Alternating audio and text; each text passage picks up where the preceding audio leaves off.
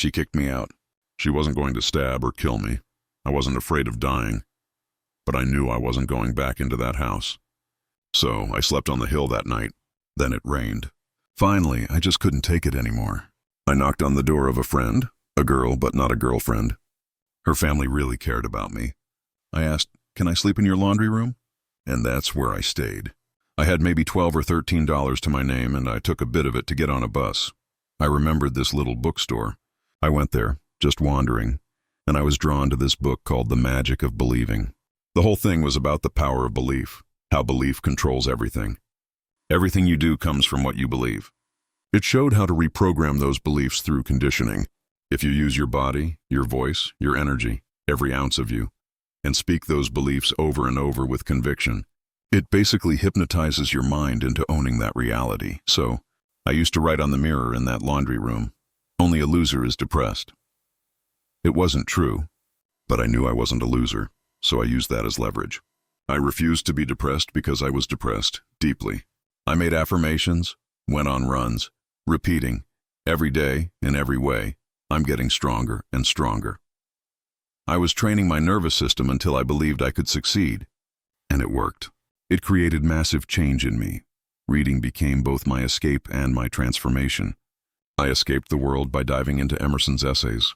I read countless autobiographies, because when you read an autobiography, you're reading the direct thoughts of that person, stepping into their mind. Do that for days or weeks, and you start to think like them. It's like learning to play the piano.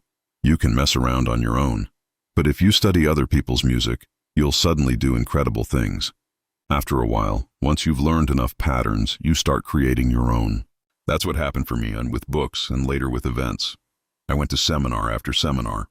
I had no money, couldn't even afford rent, but I kept investing in those seminars because I knew I'd never be able to afford anything unless I changed what was inside me. I was obsessed with applying what I learned. I had to, because I'd spent everything I had to learn it. When I was 17, I worked as a janitor at Glendora High School. I helped people move furniture on weekends. There was a friend of my family, a landlord, and one awkward day my parents told him, "You used to be such a loser. How are you so successful now?" So I asked him myself about it. I was working nights, supporting my family. I had 2 janitor jobs because they paid by results, not hours. I could clean 2 banks in one night, get the job done, take the bus home, and still contribute. On weekends, I looked for extra work since there were no bank shifts. My parents knew this man who, as my dad put it, used to be such a loser, but now he's rich. He was flipping houses in Orange County in the late 70s when the market was booming. So he hired high school kids to help move heavy stuff. I had just grown 10 inches in a year, from a brain tumor, though I didn't know it then, so I looked like a good pick for the job. After 2 days of working my heart out, he said, "You're the hardest working kid I've ever met. Let me take you to lunch." Over lunch, I asked him, "My dad says you used to be a loser, and now you're successful. How did that happen?" He laughed, then said, "Honestly, it's true. I changed because I went to a seminar." I had never even heard that word before. "What's a seminar?" I asked.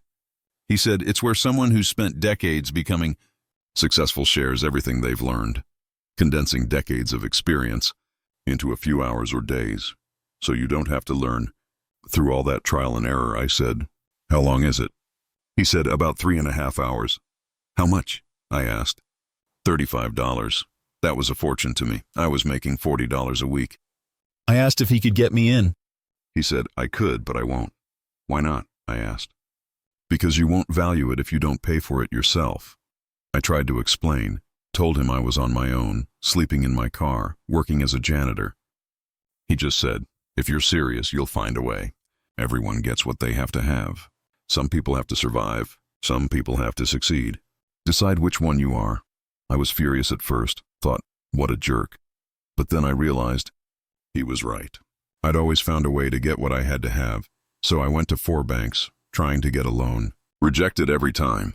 Finally, I stood outside a Bank of America in West Covina, California, getting myself pumped up. I didn't know it then, but I was changing my state, building energy. I went inside, found the kindest-looking woman, and said, "Hi, I'm Tony Robbins. I'm here to borrow $200. Not for repairs, not for a vacation, for a seminar that will change my life."